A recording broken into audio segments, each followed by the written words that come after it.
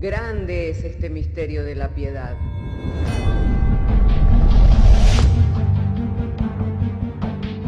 Si se destruyeran los fundamentos, ¿qué ha de hacer el justo?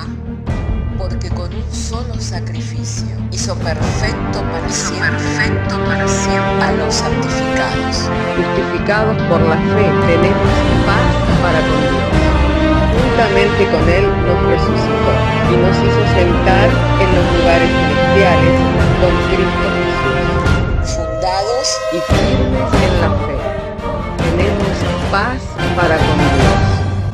Bienaventurados los pobres en espíritu, porque de ellos es el reino de los cielos. Bienaventurados los que lloran, porque ellos recibirán consolación. Bienaventurados los mansos, porque ellos recibirán la tierra por heredad. Bienaventurados los que tienen hambre y sed de justicia, porque ellos serán saciados. Bienaventurados los misericordiosos, porque ellos alcanzarán misericordia. Bienaventurados los de limpio corazón, porque ellos verán a Dios.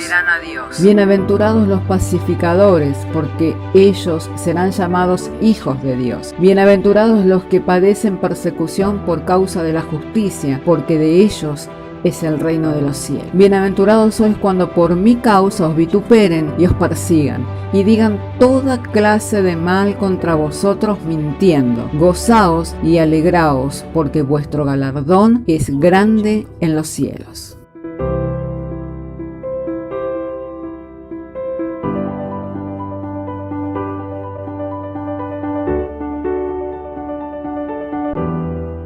Alabado y santo sea el nombre del Señor. Les saludo y les abrazo a todos los hermanos en el amor del Señor. Y estando agradecidos en esta mañana que por su buena voluntad nos ha dado poder congregar, estar reunidos en torno a su palabra para oír y recibir el mensaje de la palabra de Dios.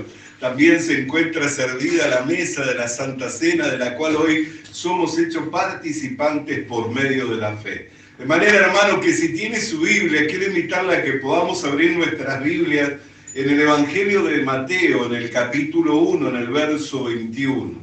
Así entonces vamos a estar dando lectura a las Sagradas Escrituras en el Evangelio de Mateo, en el capítulo 1, en el verso 21, y lo hacemos en el nombre del Padre, del Hijo y del Espíritu Santo. Y dice así la bendita y santa palabra de Dios. Y dará a luz un hijo, y llamarás su nombre Jesús, porque Él salvará a su pueblo de sus pecados. Amén. Oremos al Señor. Padre, queremos darte gracias porque nos has concedido el traer la lectura de las Sagradas Escrituras.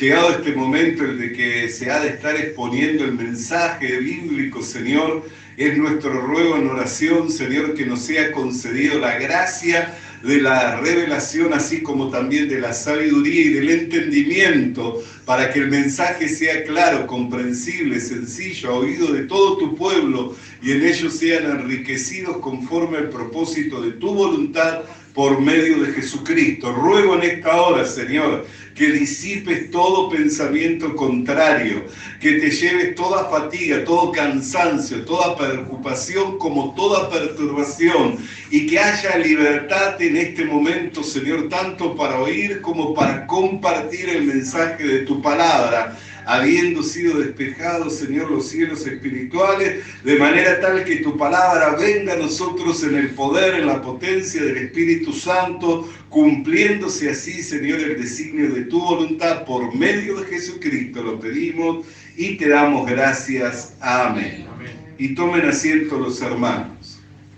Hermanos queridos, este texto que hemos traído por lectura está en el contexto de la vida de José y María. Cuando José se apercibe, se entera de que María se encontraba esperando un hijo, para no deshonrarla pensaba en dejarla en secreto, pero en la noche le visitó un ángel de Dios, el cual le dijo: no temas en tomar por esposa a María. ¿Por qué? Porque el niño que le nacerá fue engendrado por el Espíritu Santo, y tú le pondrás el nombre de Jesús, porque Él salvará a su pueblo de sus pecados. Le estaba revelando todo el propósito, cómo se había originado y el porqué de que Cristo había venido a este mundo. Así que si usted quiere resumir el texto de la Biblia y quiere resumir la Biblia, lo puede resumir en este texto. Jesús vino al mundo para salvar al pueblo de sus pecados. Amén. Ahora, sin embargo, cuando nosotros leemos la Biblia, podemos encontrar un montón de situaciones que al parecer no se encuentran vinculadas o relacionadas con este propósito de salvar al hombre de sus pecados. Amén. ¿Por qué? Porque ¿dónde Jesús salvó al hombre de sus pecados? En la cruz del Calvario, cuando Él ofrece voluntariamente su vida y no se niega a ir al Calvario, es que ahí Él paga, consuma la obra, saldando la cuenta que nos era contraria y pagando la deuda por nuestros pecados, sufriendo en sí mismo el castigo de nuestros delitos y pecados. Pero cuando nosotros leemos en los escritos, podemos ver muchos acontecimientos que al parecer no tenían ninguna vinculación con este hecho, el que Jesús muriera en la cruz del Calvario. Por ejemplo, cuando usted lee el primer milagro que Jesús hizo, que lo hizo en una boda, en las bodas de Canaán, convirtiendo el agua en vino, usted se pregunta, como yo me pregunto, ¿qué relación tiene esto con los pecados? No tiene una relación con los pecados.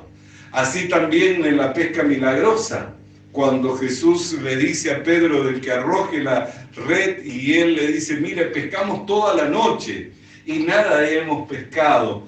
Amén, pero en tu palabra voy y echaré la red. Y tuvieron una gran pesca de tal modo que las redes se rompían. Amén. Y usted se pregunta y dice, ¿qué relación tenía esto con los pecados? Amén. Lo mismo podemos ver cuando resucita al hijo de la viuda de Naín. Amén. Dice, ¿qué relación tiene con los pecados? Cuando venía el carruaje fúnebre y toda la procesión de la familia llorando, y Jesús se cruza con él y se detiene y se lo devuelve resucitado a su madre, que era el único hijo y el único pariente que tenía en este mundo. ¿Qué relación tiene eso con los pecados? Cuando sana al ciego Bartimeo, cuando sana a los paralíticos, cuando sana al paralítico en el estanque de Betesda, que hacía 38 años que yacía en ese estanque. ¿Qué relación tiene eso con el propósito del Señor? Nosotros podemos ver que la Biblia nos narra un sinfín de acontecimientos y de hechos milagrosos, diferentes personas en diferentes situaciones, con un contexto completamente distinto. Gente que pertenecía al pueblo de Israel como gente que no pertenecía al pueblo de Israel.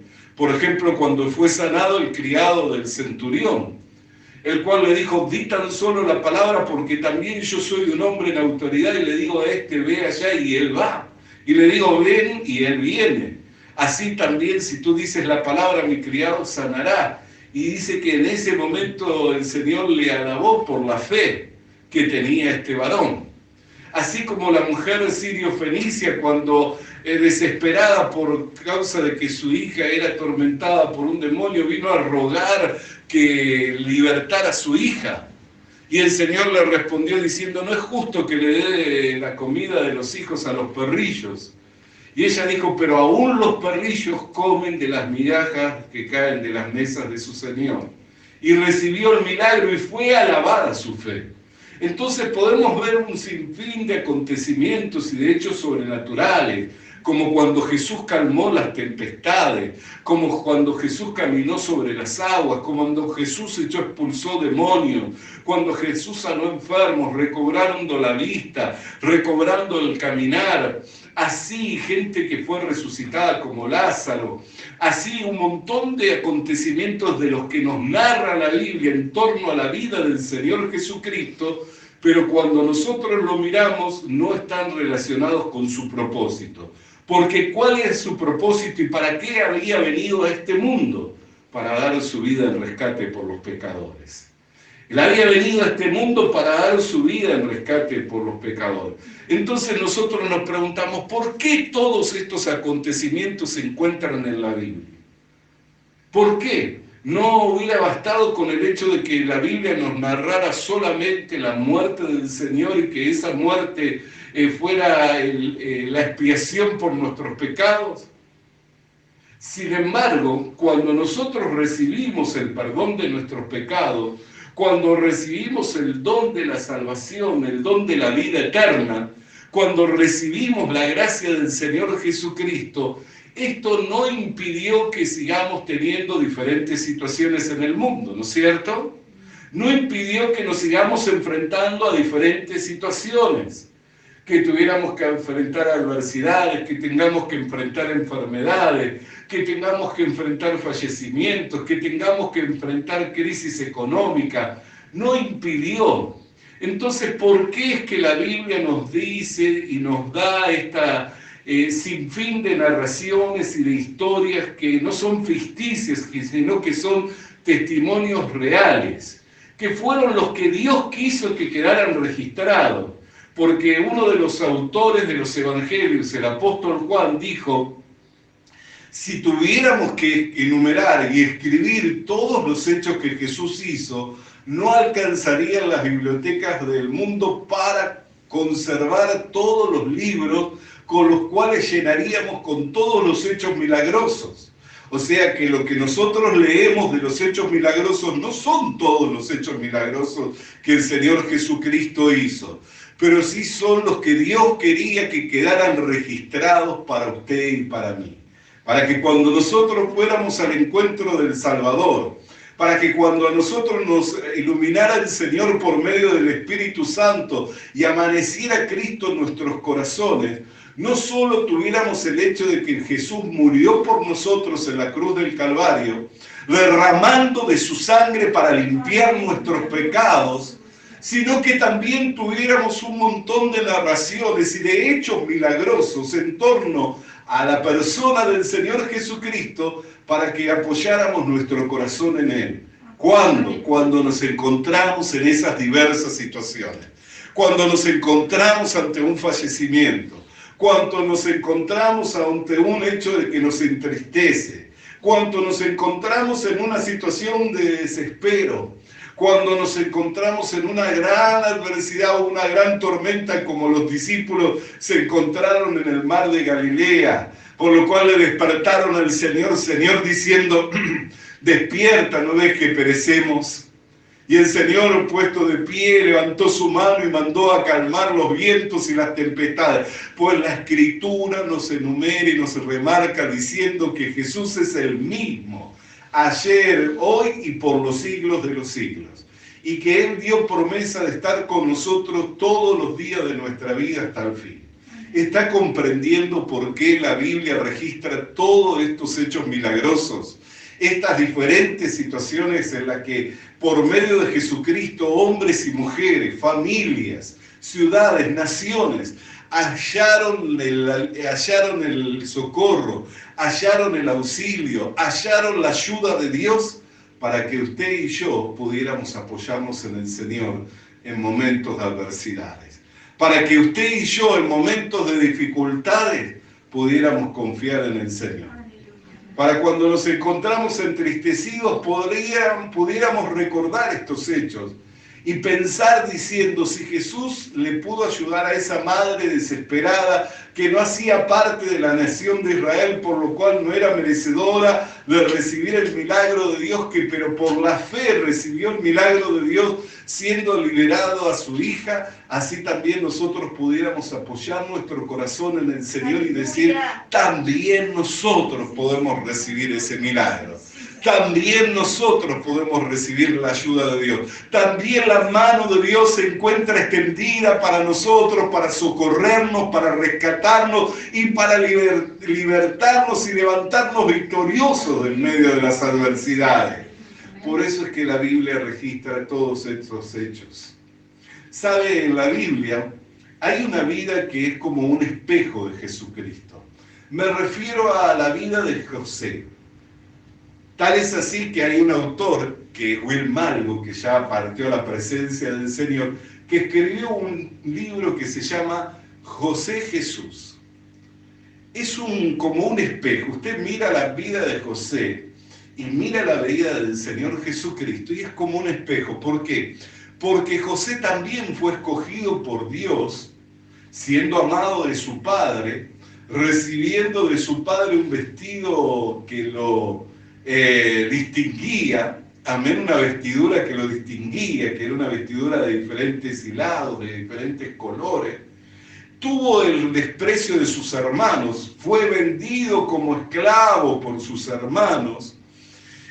Primeramente desearon su muerte y después dijeron, para que no recaiga su sangre sobre nosotros, vamos a venderle por esclavo. Fue vendido a Egipto. Pero José, al igual que Jesús, fue escogido por Dios para preservar muchas vidas, para preservar la vida de la nación de Israel, para preservar mucha vida en su tiempo. ¿Por qué? Porque José fue puesto por Dios en el templo de Faraón, fue puesto por Dios en el reino de Faraón. ¿Para qué? Para interpretar el sueño de Faraón y para darle las directivas a Faraón de cómo hacer para preservar muchas vidas en tiempo de hambruna. Así que todos conocemos el sueño que interpretó de las 7 vacas gordas y las 7 vacas flacas, las 7 espigas llenas de grano y los 7 espigas secas. Amén, representando estos 7 años de abundancia y 7 años de extrema pobreza. Así José fue escogido por Dios para preservar muchas vidas. ¿Y qué es lo que nos dice la palabra de Dios? Porque si José es un espejo de la vida de Jesús, quisiera que pudiéramos meditar en el libro de Génesis, donde nos narra la vida de José. En el capítulo 39 del libro de Génesis, porque hoy quiero, hermanos, que podamos recibir del Señor y nos sea infundido el aliento para confiar plenamente en el Señor Jesucristo, para entregar enteramente nuestras vidas al Señor. Amén. Alabado y santo sea el nombre del Señor. Hoy estaba meditando en un texto de la palabra de Dios que dice que el casado dice que se debe 50% a la familia, 50% al Señor, pero el que está soltero se puede entregar el 100% al Señor. Y meditaba en ello y decía, pero cuando uno le ama al Señor también puede entregarse el 100% al Señor. Aunque tenga esposa, aunque tenga hijos. ¿Por qué? Porque puede vivir como si no la tuviera. Amén. Y eso no implica que no sea responsable de su esposa, que no sea responsable de sus hijos. Amén. Pero le puede amar al Señor más que aún su propia vida. Amén. Entonces, qué importante, hermano querido y hermana querida, en que nosotros podamos meditar en el valor que tiene nuestra confianza y nuestra entrega al Señor, en donde le podamos entregar enteramente nuestra vida al Señor, donde le podamos entregar enteramente. Así que si tiene su Biblia, en el capítulo 39 de Génesis, en el verso 5, dice así la Sagrada Escritura: y aconteció que desde cuando le dio el encargo de su casa y de todo lo que tenía, Jehová bendijo la casa del egipcio a causa de José, y la bendición de Jehová estaba sobre todo lo que tenía, así en casa como en el campo. Aconteció que desde cuando le dio el encargo de su casa y de todo lo que tenía, Jehová bendijo la casa del egipcio a causa de José, y la bendición de Jehová estaba sobre todo lo que tenía, así en casa como en el campo. Qué importante es, porque si José es un espejo de Jesús, hermano, y Dios bendijo la casa del egipcio, porque cuando miramos la vida de Jesús decimos, José tenía que ir al reino de Faraón, pero antes de ir al reino de Faraón, estuvo en la casa de su padre, estuvo creciendo entre sus hermanos, fue vendido como esclavo, fue comprado por Potifar. administró la casa de Potifar, luego terminó en una cárcel, lo cual le llevó a vivir años en esa cárcel, interpretó el sueño del copero, interpretó el sueño del panadero, le encargó al copero que cuando saliera se acordara de él. Este se olvidó, no fue sino hasta que Faraón tuvo un sueño que le agobió y que nadie podía interpretar, que ahí el copero se acordó de que estaba José en la cárcel, pero esto después de varios años. Sin embargo, ¿cuál era el propósito de Dios con José? Que preservara mucha vida. Sin embargo, la Biblia nos narra desde que José nació, cómo vivió, así como también nos narra todo lo que Jesús hizo. Aunque Jesús vino a este mundo para salvar a su pueblo de sus pecados, también nos narra muchos hechos. ¿Para qué? Para que nosotros podamos entender cómo es que Dios obra. Y aquí en la Escritura, en el capítulo 39 de Génesis, nosotros podemos ver claramente que todo lo que el egipcio le encargó a José, tanto de lo que había en su casa como lo que estaba en el campo, era prosperado. ¿Por qué era prosperado? Porque Dios enviaba la bendición a José. Muchos quieren la bendición, pero no quieren encargarle a Jesús. No quieren ponerse en las manos de Jesús. No quieren esperar en Jesús. Pero no es por nosotros que la bendición llega a nuestras vidas, sino que la bendición llega a nuestras vidas por Jesús. La bendición no llega por nosotros, no es por mérito mío, por bien que haga, por mal que haga, por mucho que me esfuerce. Si Dios determinó bendecirme con toda bendición espiritual, es porque soy heredero y coheredero con Cristo. Es porque soy heredero y coheredero con Cristo. La bendición no viene a mi vida por mi mérito, por mucho que yo haga, por mucho que me esfuerce, sino que la bendición de Dios viene a mi vida por Jesús.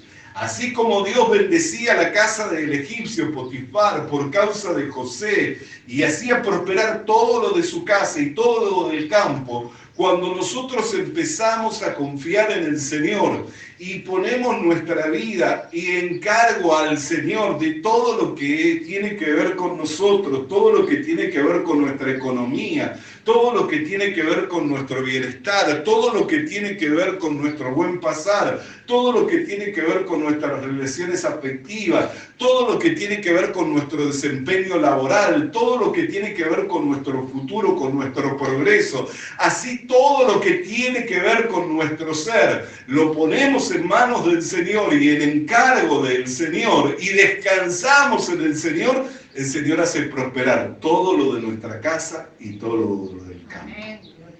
Todo lo de nuestra casa y todo lo del campo lo hace prosperar, pero no por nosotros, sino porque Jesús es en nosotros el que hace que la bendición de Dios llegue a nuestras vidas. Por eso cuando leemos la vida de Jesús y vemos que su propósito era claro, Él vino al mundo para dar su vida en rescate por los pecadores. Pero podemos ver diferentes situaciones, proveyendo en una boda que hubiera continuado la boda, tal vez no hubiera terminado, pero no hubiera sido un problema. Amén. ¿Cuánta gente se casa y no tiene nada para compartir en las bodas? Así que si se hubiera acabado el vino, no hubiera sido un problema. Amén. Pero Jesús actuó, obró en beneficio de esa familia. ¿Cuánta gente muere? Sin embargo, hubieron personas que murieron y Jesús las resucitó. Amén. Amén. Así no impidió que luego más adelante murieran, porque Lázaro más adelante murió. El hijo de esa mujer sola también murió más adelante. Amén.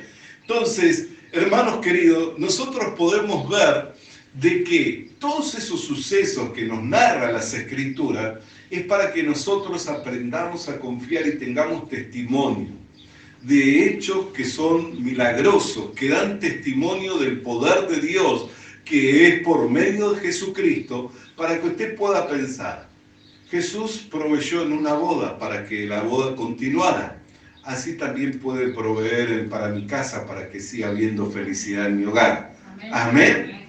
Jesús sanó a muchos que eran enfermos de diversas enfermedades. Así también Jesús puede sanarme de diversas enfermedades. Cuando el diagnóstico del médico es desalentador, cuando el diagnóstico del médico es abrumador, yo puedo confiar en Jesús porque Él sigue siendo el mismo.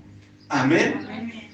Jesús libertó a los que estaban cautivos por el diablo. ¿Cuántas veces el diablo quiere cautivarnos con pensamientos, con ideas, con sentimientos de amargura, con pensamientos negativos? ¿Vio cuando le sobrevienen pensamientos recurrentes sobre un mismo hecho que nunca aconteció? No sé si a mí me pasa solamente. A mí me sucede que a veces me vienen pensamientos que son recurrentes, que cada tanto vienen sobre un hecho, pero que nunca aconteció, ni siquiera sé si va a acontecer. Pero es como un pensamiento y que si me detengo a pensar en ello, me causa temor, me causa angustia. Amén. Son pensamientos que nos sobrevienen, que pensamos sobre cosas malas. Y yo digo, no quiero pensar en eso, así que si yo no quiero pensar en eso, no soy yo, sino que es lo que la Escritura dice, que son los dardos de fuego que muchas veces el diablo arroja, amén, y que si logra alcanzar mi vida, ese dardo va a hacer mucho daño, pero si logro levantar el escudo de la fe, voy a poder apagar todos los dardos de fuego del enemigo. Amén. Entonces me doy cuenta que no es mi pensamiento, sino que es algo que me sobreviene. Y aun cuando estoy dirigiéndome en pos del Señor o cuando estoy queriendo tener tiempo de comunión con Dios, es que me vienen esa clase de ideas o esa clase de pensamientos. Y cuando medito en ellos digo, pero esto nunca ocurrió, no hay evidencia de que pueda llegar a ocurrir. ¿Pero por qué pienso en ello? Entonces me doy cuenta que no soy yo, porque no soy yo quien quiere pensar en esas cosas, sino que son los dardos de fuego del enemigo. Pero sabe que hay gente que no sabe distinguir entre lo que son sus pensamientos y lo que son los pensamientos que le induce el diablo. Esos son los que comúnmente se conoce como personas que están perturbadas. Pero cuando pensamos en que hay personas que están perturbadas, también tenemos la esperanza en saber de qué, de que Jesús expulsó a muchos demonios, ¿no es cierto? Que atormentaban las vidas a un punto tal que algunos demonios los atormentaban de tal manera que las personas andaban desnudas y aún encadenándolas para que no atemoricen a otras, rompían las cadenas. Fíjese qué fuerza tenían esos demonios. Había demonios que tomaban a personas y las arrojaban al fuego y a veces las arrojaban al agua. Sin embargo, de todos esos demonios Jesús se deshizo, expulsándolos. Entonces, cuando nosotros escuchamos que Jesús hizo estas cosas o leemos que Jesús hizo estas cosas, ahí nace en nosotros la esperanza. Ah, Jesús liberta a los cautivos por el diablo. Entonces también me va a libertar a mí de la opresión del diablo. También me va a libertar a mí de la perturbación de Satanás. Y voy a poder pensar claramente, y voy a poder concentrarme en las cosas de Dios, y voy a poder tener un pensamiento según Dios. Y voy a poder hacer la obra del Señor. Y ahí se fortalece nuestra vida espiritual y recibimos la gracia del Señor. Amén. ¿Por qué? Porque Él mismo quiso que quedaran registrados todos estos hechos sobrenaturales para que usted y yo pudiéramos apoyarnos en Dios. Para que usted y yo pudiéramos confiar en el Señor Jesucristo.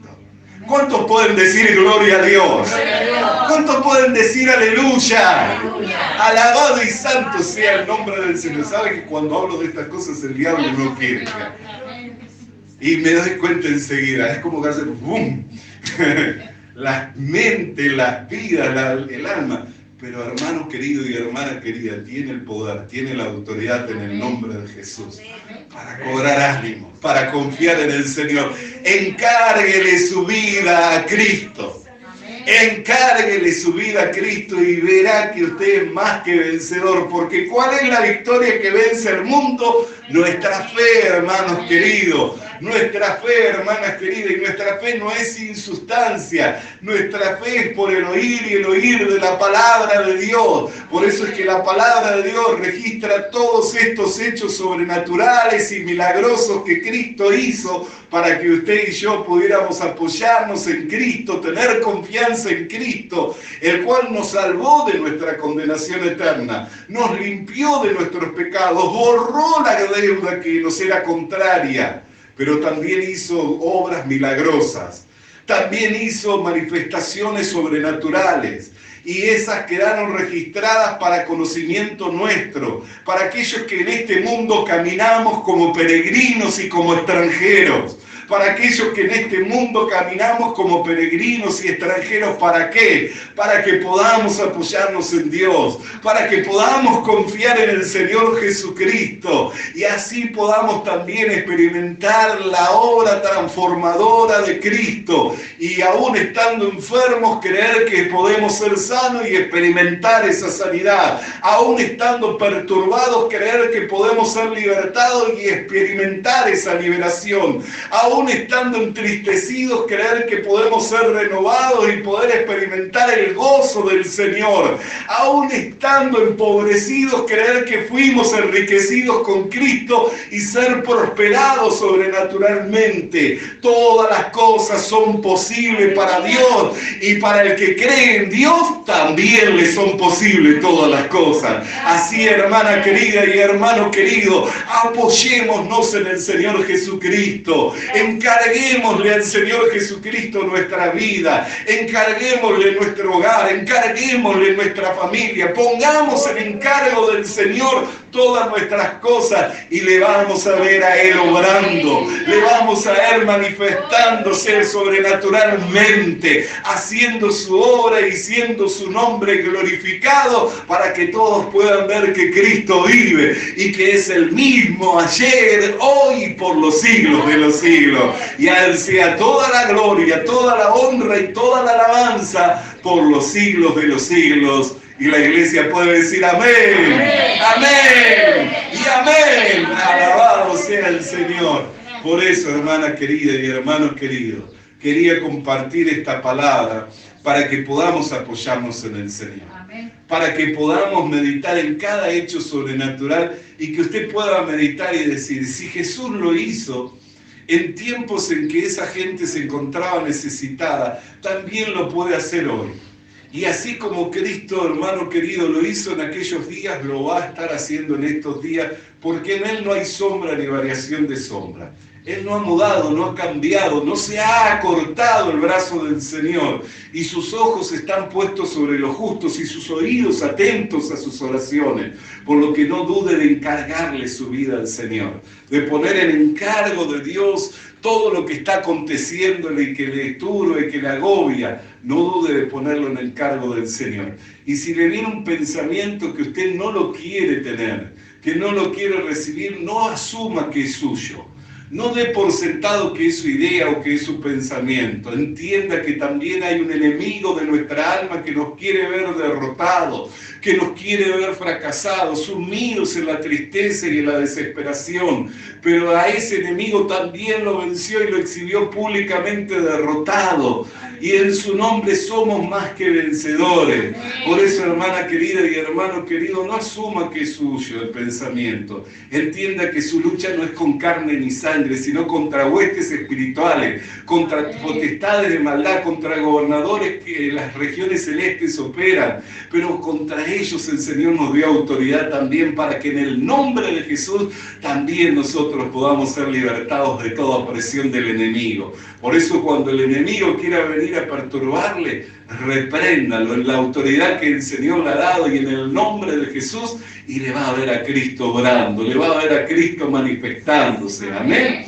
Alabado y santo sea el nombre del Señor. Alabado y santo sea su nombre. Iglesia, le invito para estar de pie. Vamos a orar juntos. Vamos a clamar al Señor en esta hora, hermano querido. Este es un momento para encargarle al Señor. Yo no sé qué le ha traído hasta aquí y que le tiene agobiado, que le tiene atribulado, que le tiene entristecido. Pero este es el día en que puede poner ese encargo en las manos de Dios. Este es el momento en que puede encomendarle al Señor Señor, esa preocupación, esa inquietud, la puede poner en manos del Señor, hermano querido. La puede poner en manos del Señor, hermana querida, para confiar en que Dios va a obrar, así como obró en días en que el Señor hizo milagros, prodigios y maravillas. Así en estos días continúa orando el Señor. No se ha cortado su mano, no se ha cortado su brazo. Él tiene su mano puesta sobre nosotros para bendecirnos. Y ahora la mano de Dios se está moviendo en este lugar.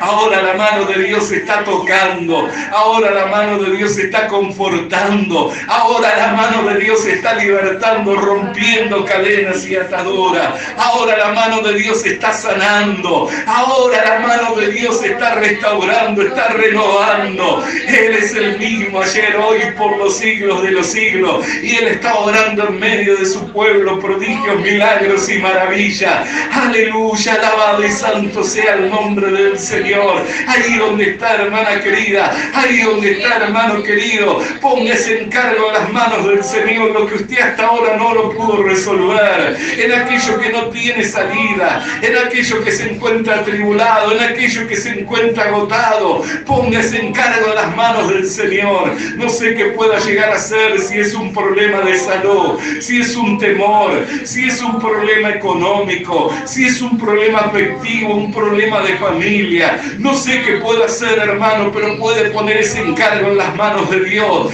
Puede poner ese encargo en las manos de Dios y Él va a tomar control y dominio de esa situación. Así como Dios hizo que todo prosperara en la casa del egipcio, así como Dios hizo que todo prosperara en la casa del egipcio por causa de José, era prosperada su casa y era prosperado el campo, así también en su vida la mano de Dios va a estar por Jesucristo. Por Jesucristo la mano de Dios va a estar sobre usted para bendecirle, para bendecir su entrada y su salida, para bendecir su arteza de amasar, para bendecir su alacena. Vendrá contra usted un enemigo, pero por 7 caminos tendrá que salir huyendo de delante de usted el enemigo de su alma, porque mayor es el que está con nosotros que el que está contra nosotros. Alabado y santo sea el nombre del Señor. Todas las cosas son posibles para Dios y también para los que creen en Dios. Todas las cosas le son posibles, porque no hay nada imposible para el Señor. Por eso póngase en cargo en las manos de Dios, hermana querida. Póngase en cargo en las manos de Dios y va a ver a Dios obrando, va a ver a Dios manifestando su poder, su gracia. Alabado y santo sea tu nombre. Te damos gloria, te damos honra, te damos a ti toda la alabanza, Señor. Aleluya, aleluya. Gracias te damos, Cristo. Tu fidelidad es grande, Tu fidelidad incomparable. nadie es como tú, bendito Dios, grande. Le animamos a que consiga una Biblia, porque en ella encuentra la mente de Dios, el estado del hombre, el camino de salvación, la muerte de los pecadores y la felicidad de los creyentes. Sus doctrinas son santas, sus mandamientos son obligatorios, sus historias son verdad y sus decisiones inalterables. Léala para ser sabio, crea en ella para ser salvo y póngala en práctica para ser santo. Ella contiene luz para guiarle, alimento para reforzarle y consuelo para alentarle. La Biblia es el mapa del viajero, el bastón del peregrino, la brújula del piloto, la espada del soldado y la carta del cristiano. Le animamos a que consiga una Biblia,